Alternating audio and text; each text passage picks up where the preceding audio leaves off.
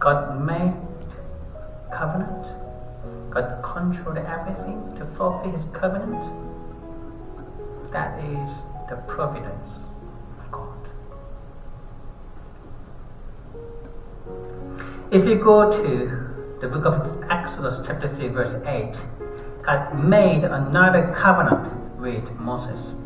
It says that, "So I have come down to rescue them from the hand of Egyptians, and to bring them up out of that land into the good and spacious land, a land flowing with milk and honey, the home of Canaanites, Hittites, Amorites, Perizzites, Hivites, and Jebusites." At the time, the Israelites were slaves under the oppression of Egypt, and when the Israelites cried out, God called on Moses to send him to rescue them from Egypt. And God made a covenant that God will bring them out of Egypt into the land of Canaan, where milk and honey are flowing. And we all know that how tough that trouble had been. Pharaoh was against God's covenant, but God controlled everything. God perished him with the 10 plagues.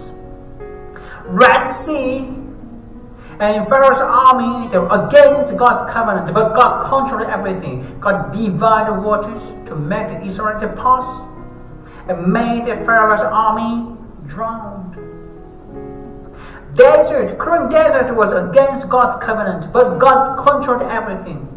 For 40 years, God provided water and food, and guarded and watched over them, His people, with pillars of fire and cloud.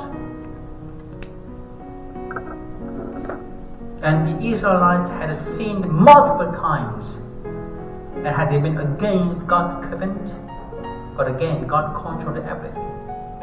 God sometimes punished them, God sometimes perished them, God sometimes forgave them, God sometimes embraced them, and finally, God made them to enter the land of Canaan. God fulfilled His covenant. That's the providence